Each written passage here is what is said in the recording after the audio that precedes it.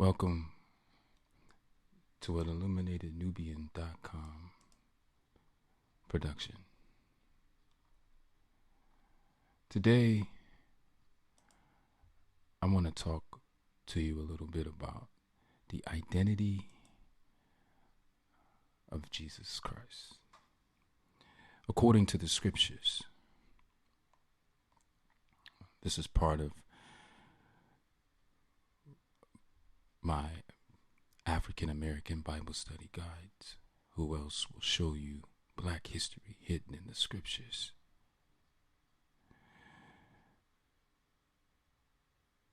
I had a discussion about this. I said that Jesus is actually biracial, but his African father has been hidden, just like the mother was hidden in the Garden of Eden in Genesis. All right? There's some poetic codes that I'm going to highlight so that you can see this for yourself.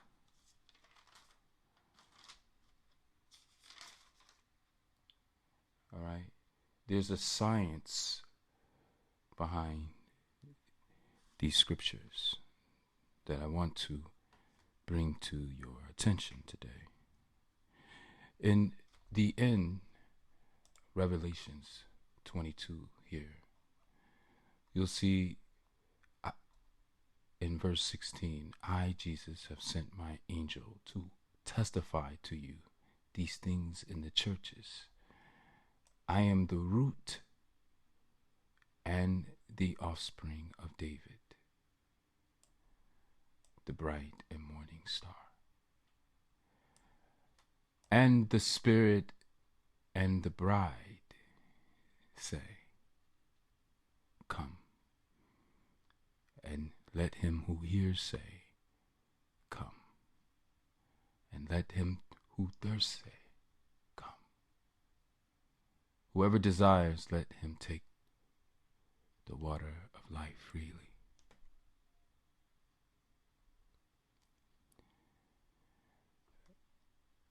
Now, you see that there's two components in each of these statements. I am the root and the offspring of David, the bright and morning star, the Spirit and the bride. 3 times. So as you know that it's not a coincidence, just like I am the Alpha and the Omega, the beginning, the end, the first and the last. And if you see, that's telling you that it's about the Genesis and the Revelations. And if you have doubt, it's confirmed in the next verse.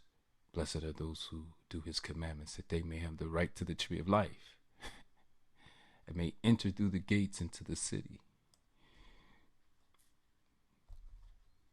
See, we don't know because we haven't really been taught our history, but I had the privilege to take my sons to Egypt. And when we were there, we cruised the Nile and went the route from Egypt, what we call southward towards Aswan. Before we reached Aswan, right, we had to stop in Luxor. So biblically, this is the Genesis, the beginning and the end, the first and the last. This is the path, the root, meaning your roots, your ancestry, but also, just like Genesis and Revelations both begin at the river. Revelations 1, it says, and he showed me a pure river of water of life, clear as crystal, proceeding from the throne of God and of the Lamb. In the middle of its streets, on either side of the river, was the tree of life. See, we're at the end in Revelations, but it is talking about the tree of life, which we learn about in Genesis, in Eden. And that there was the river that watered the Garden of Eden. That is the Nile River, which you see here looks like a root. It is the route, Route, from Assyria into the land of Cush, where they found gold, bdellium, onyx stone. Now a river went out of Eden to water the garden, and from there it parted and became 4 riverheads. See, 1, 2, 3, 4. Even if you go to the north, 1, 2, 3, 4. 4 riverheads. The name of the first is Pishon. It is the one which skirts the whole land of Havilah. And they play around with these words here. They change these words, just like Alpha and Omega is telling us that the Greek words were interchanged. And I'll show you more of this here in the future, here in the near future here. But it says the whole land of Havilah. Havilah is the first person mentioned in the Bible. Havilah is used here instead of Egypt, right? Havilah is actually the son of Cush. If you look at Genesis 10 and you go to the sons of Cush, which Seba, Havilah, Septa, Rama, and Septeka, and the sons of Rama were Sheba and Dedan. Cush begot Nimrod. He began to be a mighty one on the earth. He was a mighty hunter before the Lord. Therefore it is said, like Nimrod, the mighty hunter before the Lord. Let me bring your attention to what that looks like in reality. But before the Lord came down and seen the city, right, where the sons of men had built, in alignment with the star constellations, Series A and Series B, the bright and morning star. See, this is the star, right, in which the pyramids are aligned with, because the bright star, the one is visible to the eyes, the bright star, the one is used for navigation while traveling overseas, over the waters, from Assyria, to the land of Cush, the root, and the offspring of David, the bright and morning star, the dark and the light, from which it is thought that man had descended from, and therefore returns back to the morning star, the star of the ancestors. But Havilah is the first man mentioned in the Bible, but he is the son of Cush. Havilah is being used instead of Egypt or Mizraim. Mizraim is used instead of the word Kemet. Egypt doesn't come into play until Genesis 12, when Abram, who was from Mesopotamia, comes into the land of Canaan and then goes southward, continues to go south into the land. And here you see the word Egypt used for the first time. But before, it is used the word Babel, because there, right, Babel, because there the Lord came down to see the city and the tower which the sons of men had built. And the Lord, not God, the Lord said, indeed the people are one and they all have one language, and this is what they begin to do now. Nothing that they propose to do will be withheld from them. Come, let us go down and there confuse their language, that they may not understand one another's speech. So the Lord scattered them abroad from there over the face of all the earth, and they ceased building the city. In the older translations, it says, and they left off to build the city. And the same thing. You see, they confound the language.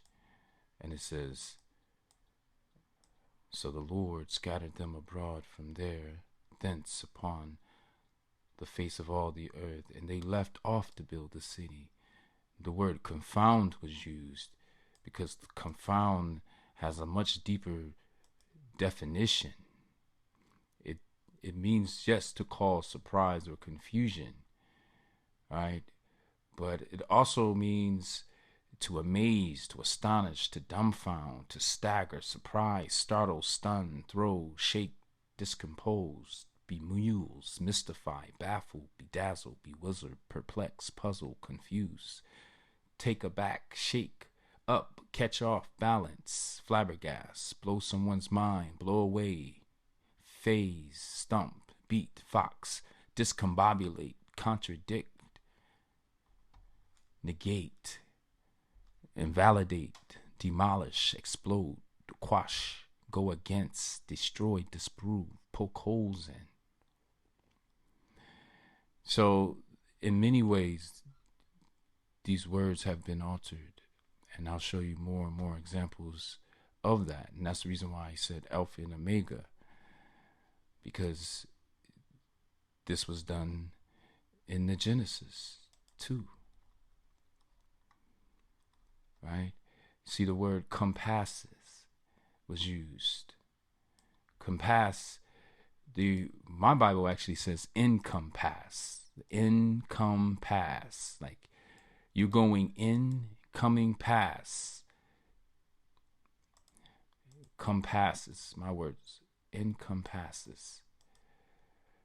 Let's see.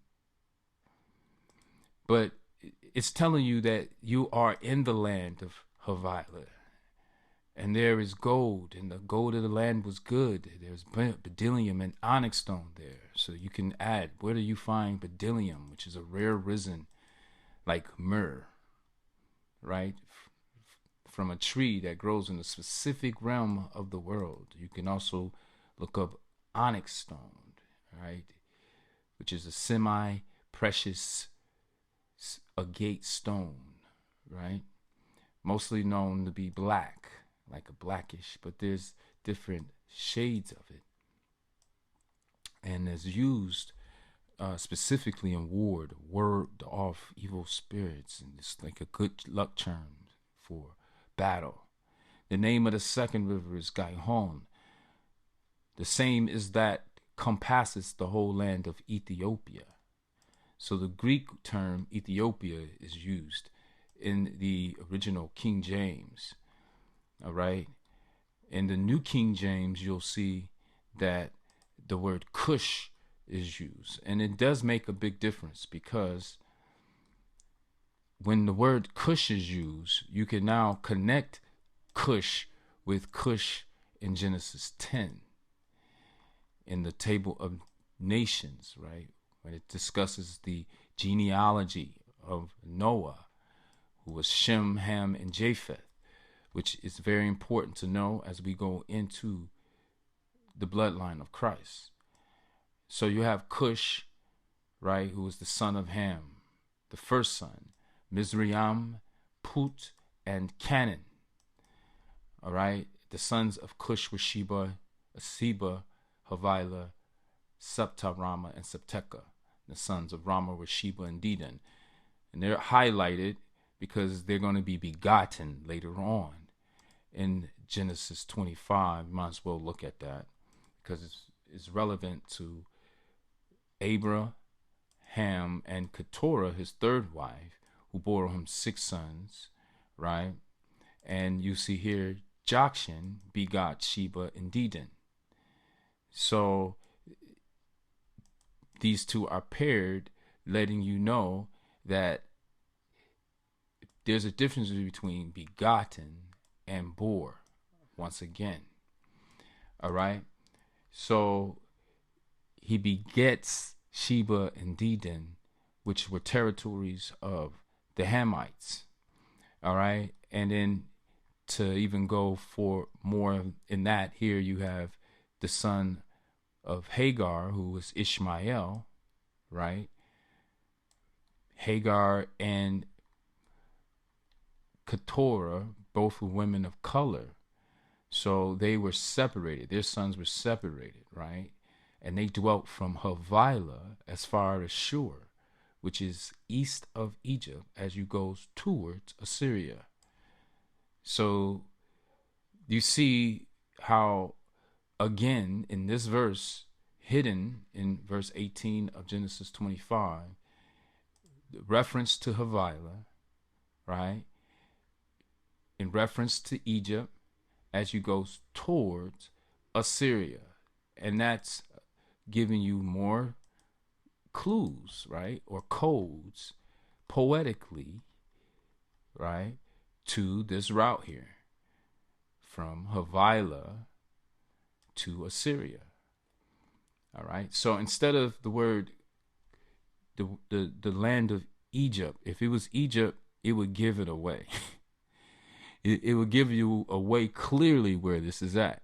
But the objective is to confuse the language so that we don't understand what the ancestors were trying to tell us. This is a story about the conquest of the Nile River Valley by the invading forces of the Assyrian Mesopotamian people. All right. Now, the Assyrian Mesopotamian people were unified by the Euphrates. The fourth river is the Euphrates.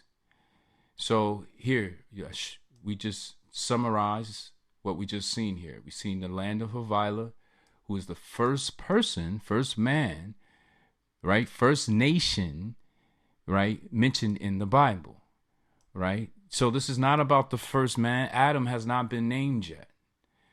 As a matter of fact, Adam is just considered the man taken from this land.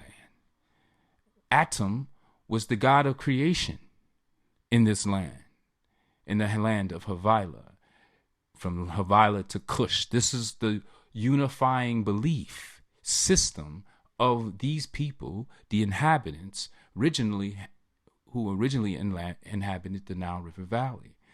All right. Now, the tree of life is and what is comparable to the fig tree, because it's a very renowned aspect of the culture in terms of where women gathered to in the shade and they did crafts and discuss knowledge, gossip, lessons of life.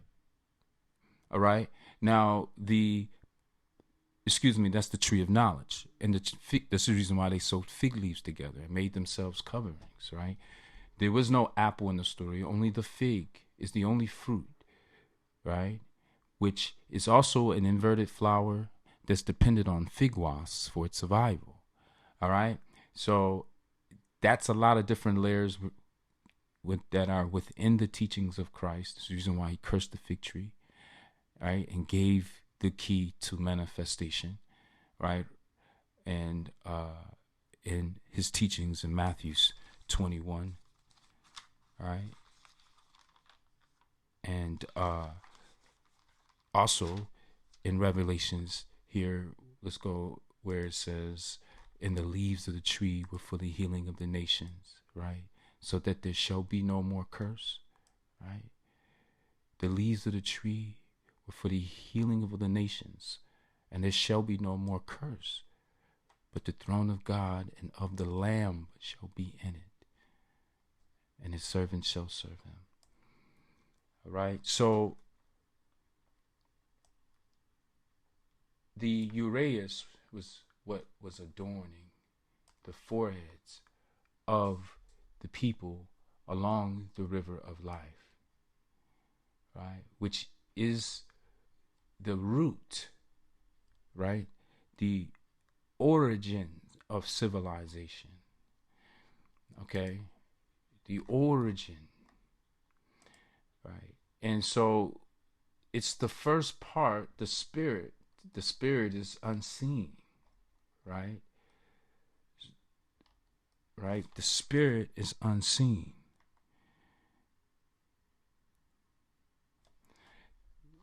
Revelations begin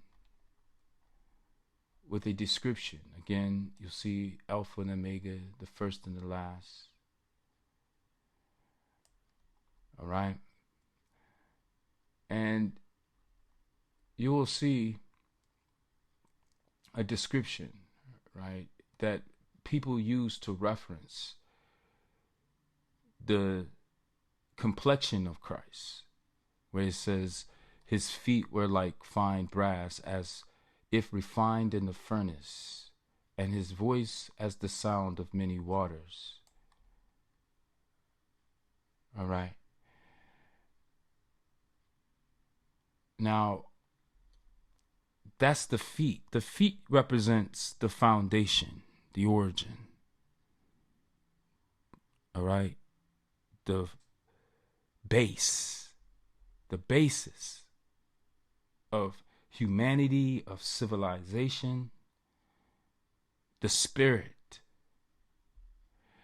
And then if you see, though, previous to that verse, in verse 14, it says his head and his hair were white like wool, as white as snow, and his eyes like a flame of fire.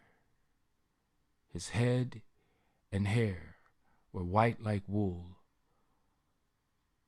His head and hair were white like wool, as white as snow, and his eyes like a flame of fire. Now, the head is what the first thing you see.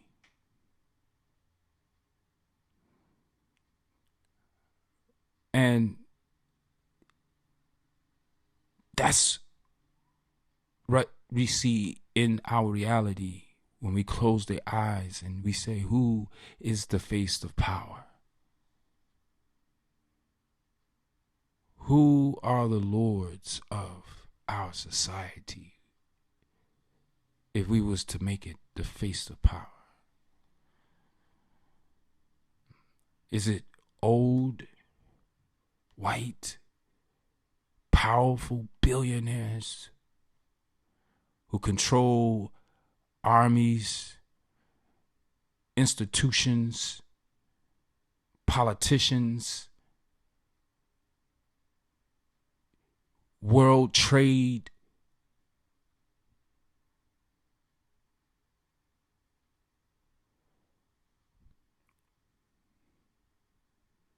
These are the lords beyond our doors.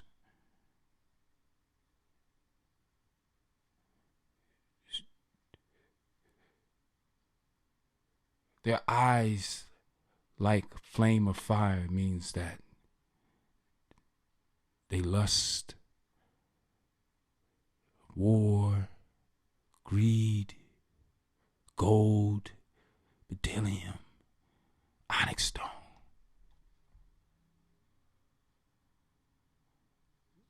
Now, these descriptions allude to different verses in the beginning. His hair, if it's white like wool, since at his end of age, may be wise, old at the end of age. But if you go to Exodus 4, where the Lord said to Moses, put your hand in your bosom, and he put his hand in his bosom, and when he took it out, behold, his hand was leprous like snow. It didn't say white like snow, but it said leprous, because white skin like snow deteriorates with prolonged sun exposure, specifically to its heat, its sun rays. Ra. So therefore, what was communed or revered, or what they would call worship in the age of our ancestors, the divine sun, Ra, the eye of Ra, and Ra, which gave birth to the sun, Amun, Amen. This concept had to be turned around. That concept had to be executed, hung. The sun hung or crucified. And a new concept had to be used instead. A new concept of the sun, a personification of the sun in a physical image that represented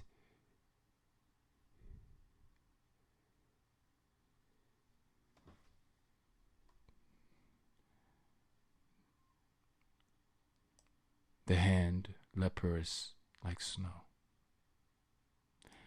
And he said, put your hand in your bosom again. So he put his hand in his bosom again and drew it out of his bosom. And behold, it was like it restored like his other flesh.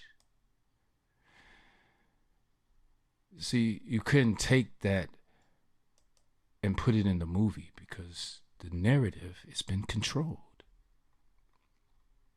The second part of that is used to identify a race as well. His voice as the sound of many waters. Where in Revelations 1, and if we were to go to Genesis 1, where it says, the earth was without form and void, and darkness was on the face. Darkness was on the face of the deep. And the Spirit of God was hovering over the face of the waters. See the word face used twice here. Darkness was on the face of the deep. The foundation, right? Before man, who God created, both male and female. Because, see, God said, let us make man in our image according to our likeness. Let him have dominion over the fish of the sea, the birds of the air, the cattle, over all the earth, and over every creeping thing of the earth. So God created man in his own image. In the image of God, he created them, male and female, the spirit and the bride. He created them. Then God blessed them and said to them, be fruitful and multiply, fill the earth. The God Mem, be fruitful and multiply, fill the earth and subdue it. Have dominion over the fish of the sea, over the birds of the air, and every living thing that moves on the earth. I given you every herb that yields seed, which is on the face of the earth, and every tree whose fruit yields seed. To you it shall be for food. Also to every beast of the earth, to every bird of the air, and to everything that creeps on the earth, in which there is life, I have given every herb for food. And it was so. Then God saw everything that he had made, and indeed it was very good. So the evening and the morning were the sixth day.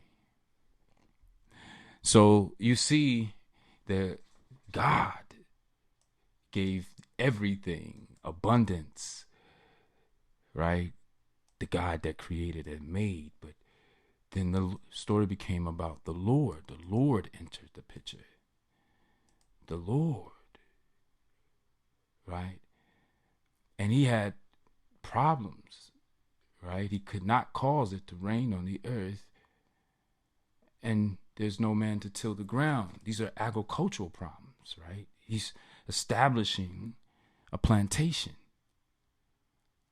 So his solution wasn't the causing rain, it was a mist that went up from the earth that watered the whole face of the ground. The river went out of Egypt to water the garden, and from there it parted. It became 4 river heads.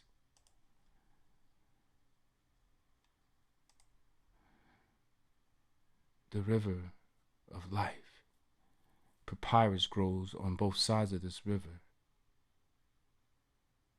Papyrus was used to make the world's first paper, the first maps, therefore making it possible for us to even read the scriptures.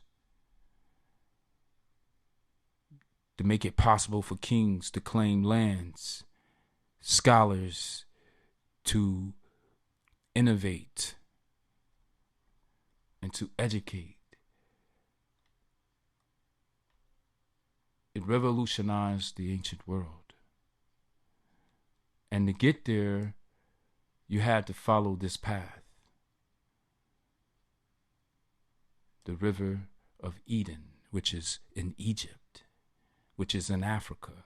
And because it is in Africa, unlike the Euphrates, which is spelled out very clearly, like Assyria, which spells out very clearly, the river of Egypt, the river of Cush, not so much. Just like the mother who is the serpent goddess, and this is why she was associated with the woman, right? And also knowledge, wisdom, right? The third eye. She saw that the tree was good for food. It was pleasant to the eyes, and a tree desirable to make one wise. She took of its fruit and ate. She also gave to her husband with her, and he ate. Then the eyes of both of them were opened, and they knew that they were naked, and they sewed fig leaves together and made themselves coverings. They heard the sound of the Lord God walking in the garden in the cool of the day. And Adam and his wife hid themselves from the presence of the Lord God among the trees in the garden. Then the Lord God called to Adam and said to him, "Where are you?" So he said, "I heard the voice in the garden, and I was afraid because I was naked and I hid myself." And he said, "Who told you that you were naked?" I can go on and on and on, but I'm telling you that knowledge made them unfit to be slaves. And yeah, they were cursed. And this is what this is about. Because she accessed knowledge, wisdom, the tree of knowledge, and figured out the key to life. Because this is what he ultimately, he being the Lord God, said, "Behold, the man has become like one of us to know good and evil. And now lest he put out his hand and take also of the tree of life and live forever." Therefore the Lord God sent him out of the Garden of Eden to till the ground from which he was taken. But he said, I was to preventing. He had the intentions of preventing, avoiding the risk of Adam taking of the tree of life, which in the end, Christ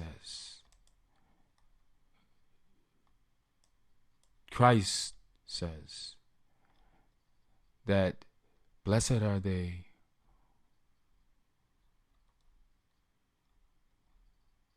right?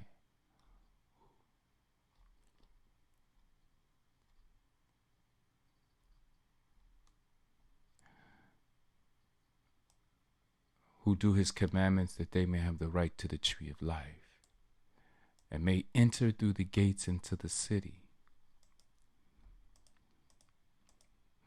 So this is the key to life. You can see it in the form of the serpent's mouth, coming out of the mouth into the young man here. You see also the uraeus here, which is our connection to the divine female, which is as significant, important to the key of life as the male principle, which has been the focal point of the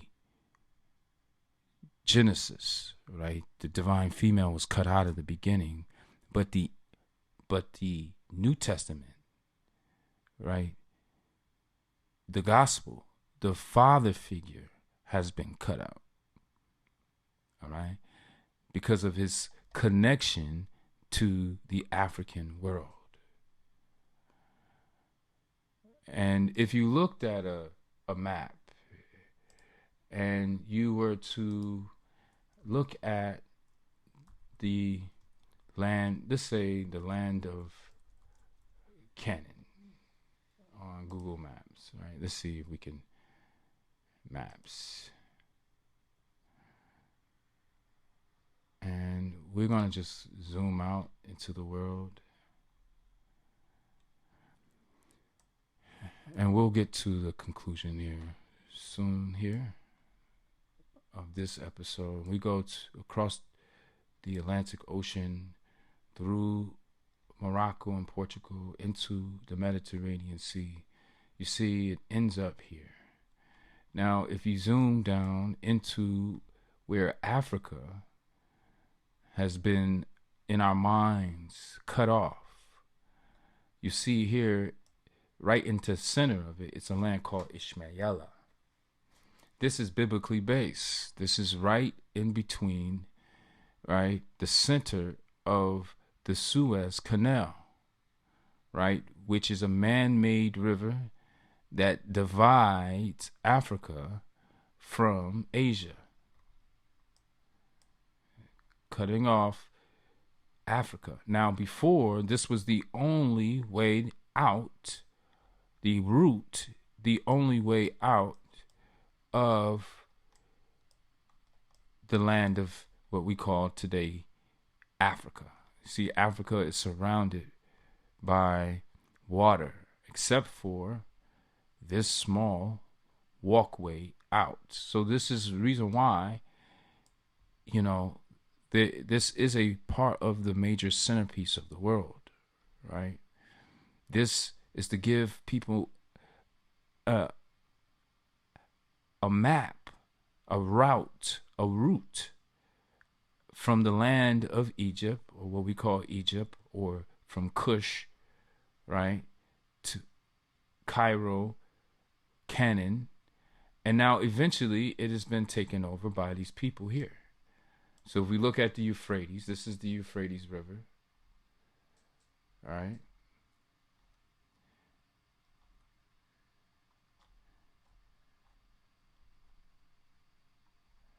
All right. But the Euphrates connects. Here, let's see if we can put here. Euphrates River.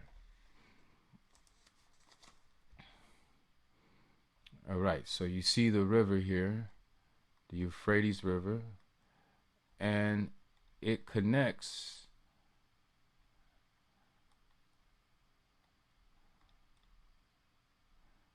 the two cultures, the Syria and Kuwait, right? This would be Assyria here in this area, all right? And this would be the area of Sumer or Babylon, right? Babylonia, all right?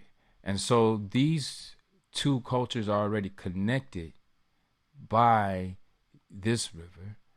And then now you come down here along the coastlands into the Nile River, and now you have a water route from Egypt to Assyria. It's quicker for you to get from Egypt and Assyria, so this is the reason why here you see in Genesis the route of Assyria is used, because it is the water route from Cush to Assyria. This is Genesis 2. All right. So the beginning and the end. Right? The water route. It says, literally say, in the middle of its streets on either side of the river was the tree of life, which bore 12 fruits, each tree yielding its fruit every month. All right. So to bring it to a conclusion, all right, if we go back to Matthew's, and you'll see that in chapter 2, there was 2 components that needed to be fulfilled. All right, 2 components of a prophecy.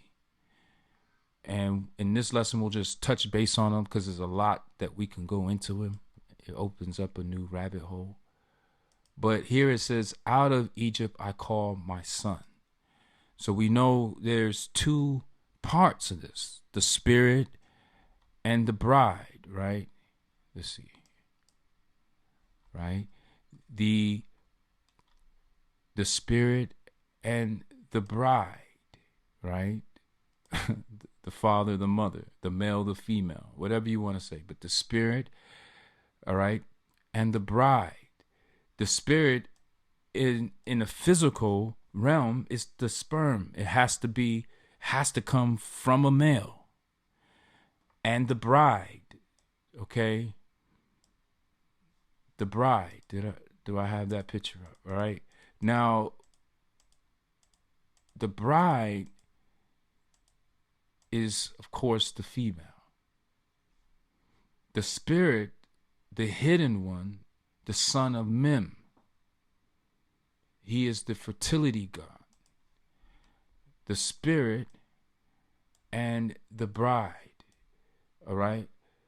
The root and the offspring of David. The offspring of David. Jerusalem. Right? The offspring of David. So it's 2 elements. The root, the offspring. You see how they're already closely related. It's not even the bright, the morning star, the light, the dark. Right? The light, the dark, the light, the root, the spirit, the offspring of David. All right? So you see how many examples they have to give you. This is the reason why they're giving you 3 consecutive examples. But it's only for those who hear, right? Who thirst. You have to kind of really piece this stuff together. But he sent his angel to testify, his spirit, his advocate, to testify to you these things in the churches. The root, not just R-O-O-T, but your roots connect you to your divine source, to your Adam and Eve. That's the way you go through, to your root, your tree of knowledge of yourself, your ancestry, that leads you to Cush, Kemet, Canaan, and the offspring of David, Shem.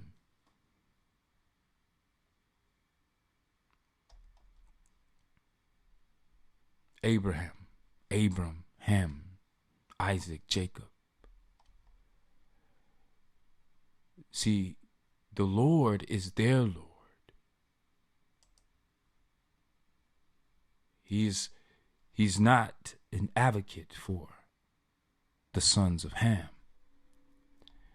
So this is the reason why out, it says outside are dogs and sorcerers and sexual immoral and murderers and idolaters and whoever loves and practices a lie.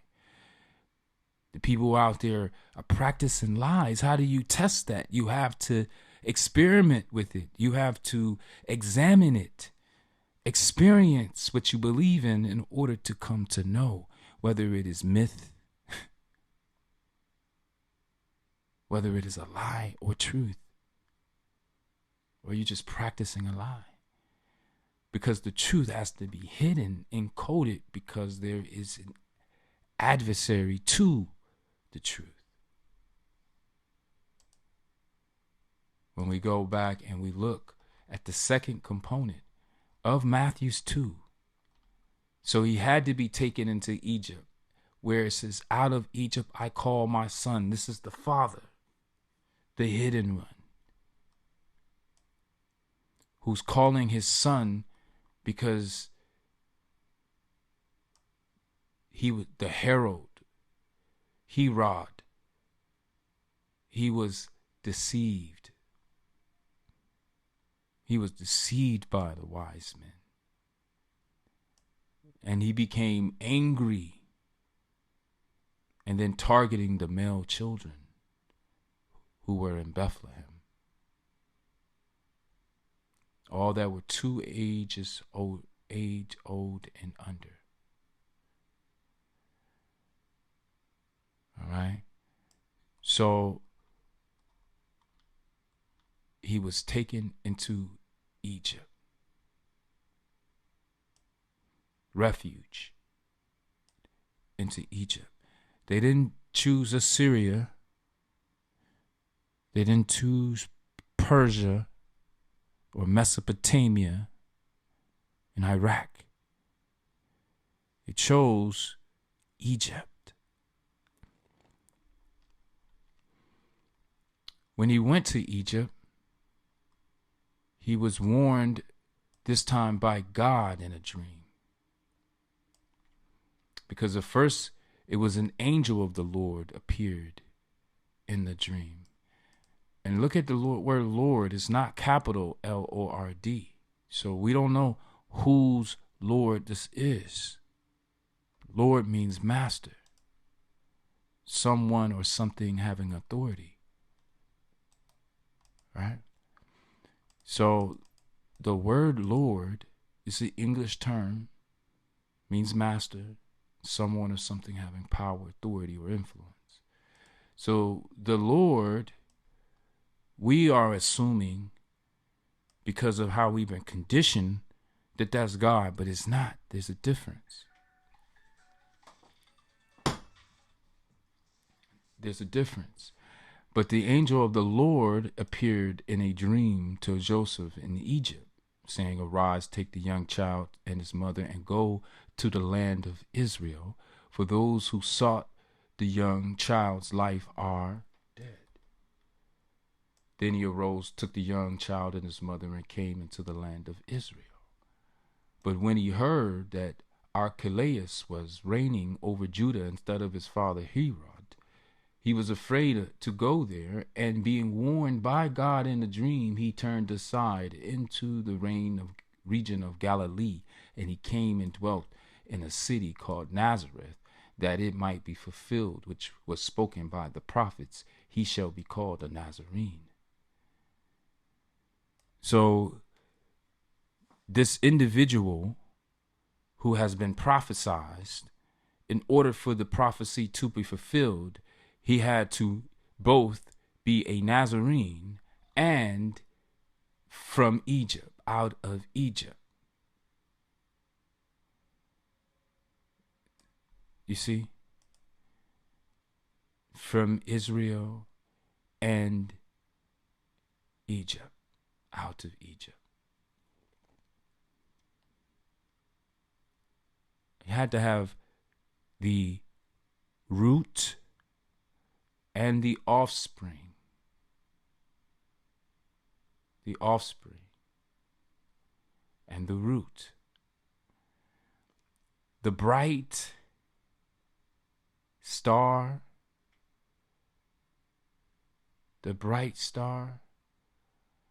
and the morning star.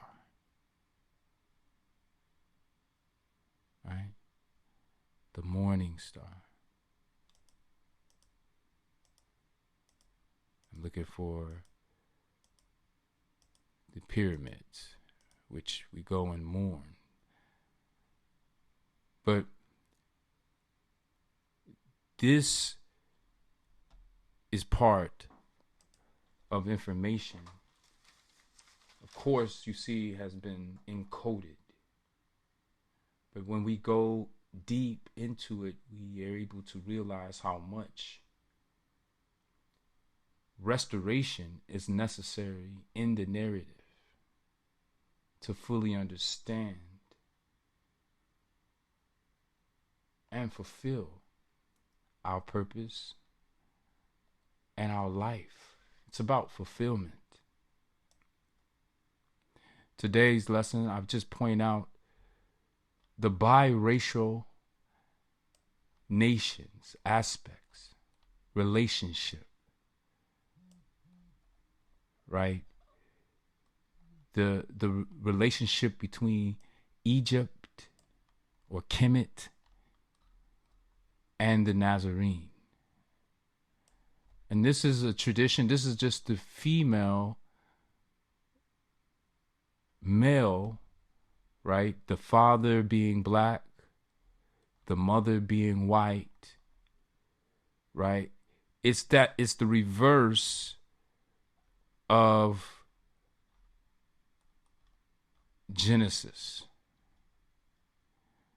Because in Genesis, the mother aspect was hidden.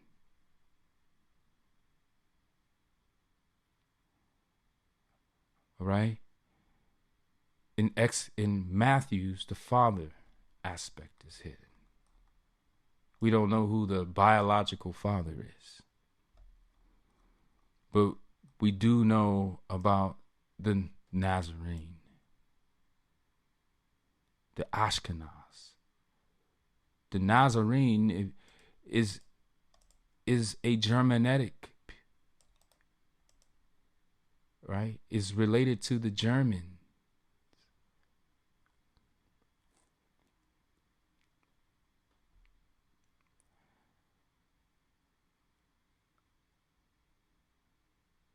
A Syrian, 4th century Syria, using Aramaic version of the Gospels and observing much of the Jewish law, member of the Church of the Nazarene.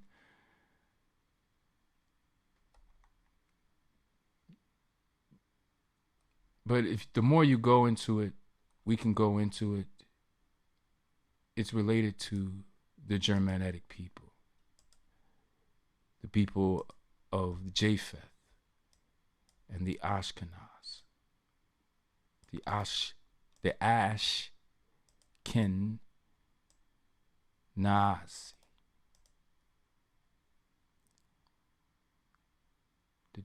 All right, you see, the father of the German people. So it's a thing, you know, in our time, race is a big deal. And this is the reason why, of course, race is being covered up. Right? You see the words being switched out. They don't want you to know Kemet, the black lands. They don't want you to piece it together. They took the N out of the T. I mean the N out of punt. They don't want you to know about this type of relationship here. The black male and the female, white female. But if you look in the monuments, you see that relationship all throughout the tombs, what we call tombs. The relationship between the black and the white. I don't think it's nothing to be ashamed of. I think that it is what it is. But you see here, Punt, Cush, Kemet, Kenan. Right? Cush, you know, represents the southern part of ancient Egypt, first mentioned in Egyptian records of the Middle Kingdom. In the Bible, it's the country of the descendants of Cush. Mizraim. Mizraim is the Hebrew Aramaic name for the land of Egypt and its people. It is ascribed to one of the sons of the biblical figure Ham. Punt. You just got to look at that. It's down here. They just took the N out so that you don't know where it's at to confuse you. And then Canaan.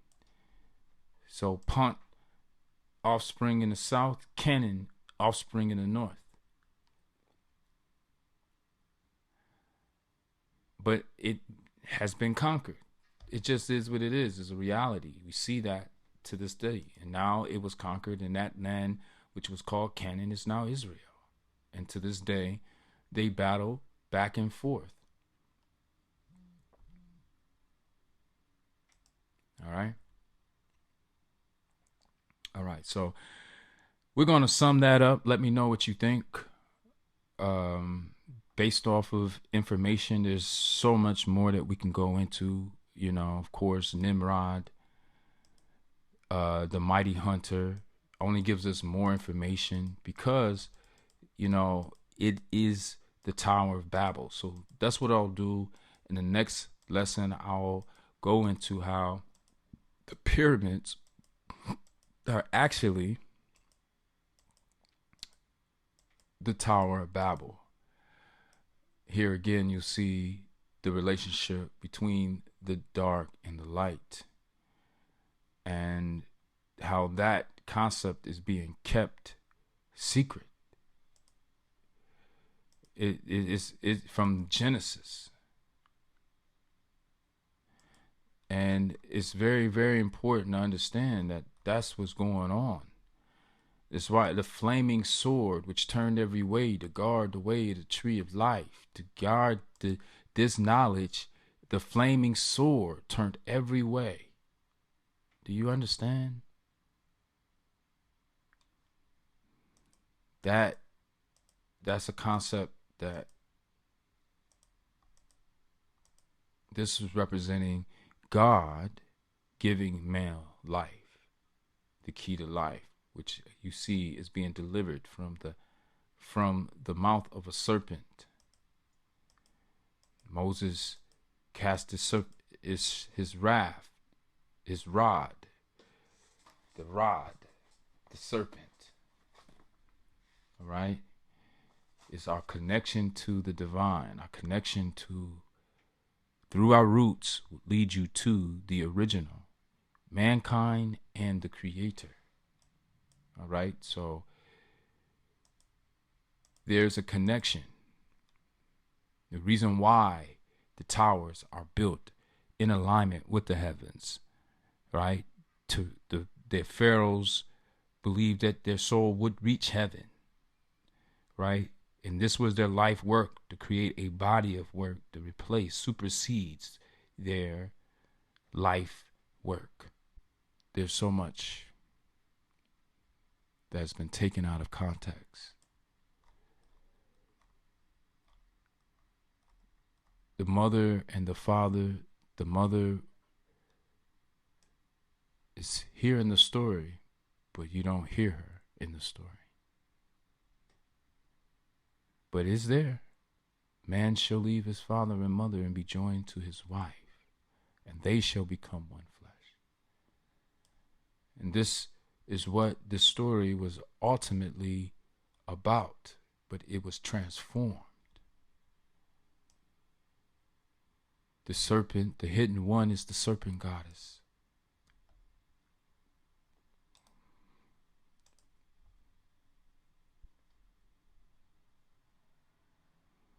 Called Wajet. Let's see if I can find it in. And Wajet, you see, also known as Utu or Butu, right?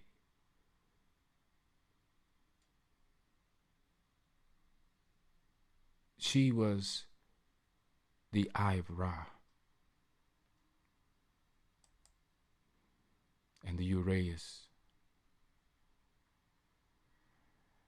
But the Eye of Ra functioned as the feminine counterpart to the sun god Ra.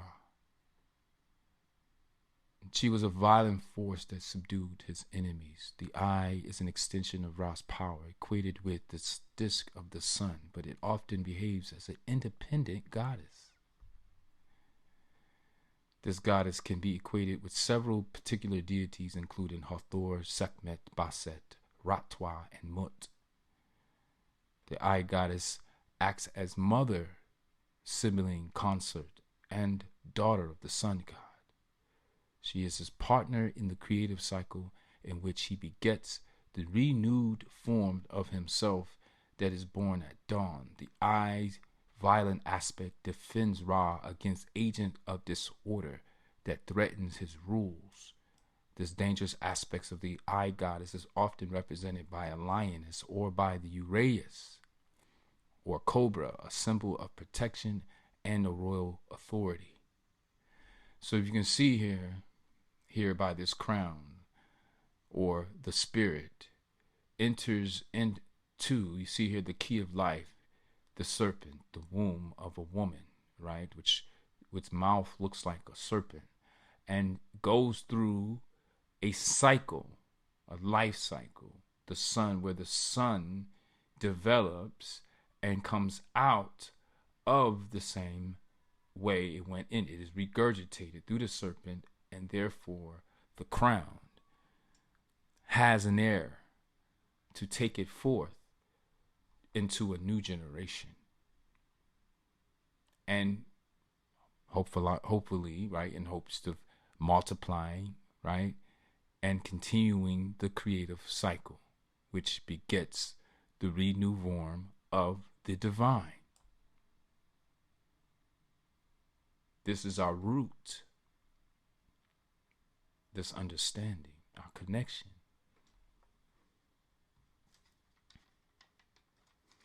Reconnecting to our truth and true connection or route to the divine. And that is an offspring. All right. So you see here the female, divine female, is missing in the Old Testament, the New Testament, the Father, the divine Father, who were both Egyptian. Okay. So there's more definition given to that later when Abram comes into the picture, and the first woman you will see here is Hagar, right? The Egyptian maidservant, right? She's Egyptian. But Abram, he's not. He's a Shemite. Hagar is a Hamite. So this reason why when they come together, the two become one, right? When Ishmael, right? The two becomes one. Look at Abram is still Abram until the circumcision. This is when he becomes Abraham. He was a stranger in the land of Canaan, but he is giving this. I give you and your descendants after you the land in which you are a stranger, all the land of Canaan as an everlasting possession. And this is happening, you see, in the transition when he goes from Abram to Abraham. He takes over the land of Ham after the circumcision with Ishmael, his first son, and the son with Hagar.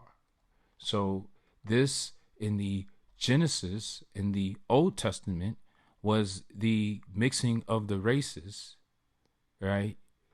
But with the woman being Egyptian and the male being a Nazarite. But at this point, he's just inheriting the land, right? He's just getting the land. The covenant is being made, right? So it's all about the mixing of the races. So was Jesus, should we be viewing him, if we're not really supposed to be focusing on the man, we're supposed to be focusing on the message. And that's really the point. If you focused in on the man, it's going to lead to discord, divide, division, right? But if you focus on the message, you see how it connects. The understanding really say, oh, he's neither white or black, or he's both. His head and hair were white as snow, but his feet was bronze, and his voice was like many waters.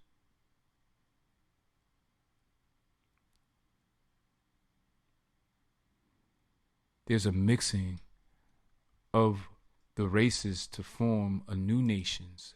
And this is the reason why eventually the Egyptians became depicted as brown, and who also were differentiated from the people in the south, or what we call today the south or the upper region, who were depicted as dark-skinned, because it's hot down there. You only come out in the cool of the day in Aswan, in Luxor, shoot, in Cairo, but it's super hot down here. So not only has these words realized themselves, but I have also manifested it in my own truth. Because you see here, you see me and my sons here in Egypt. And my son here, he's 11, and he was at this age 15. They're old enough to remember this, and hopefully perpetuate it into the next generation somehow. This is a seed for them, to give them access, to give them access. So I want to share this gift with you, that you too can realize in your lifetime the words of Christ and the words of God in this world of God. So it's not just talk, it's walk. It allows you to live in a high definition reality, and not a reality that's reduced to fruitless labor. And at the end of life, when you analyze what did you get from this journey, this gift that God has given us, the answer is we don't have anything to show. And that is what is unfortunate. Visit illuminatednubians.com.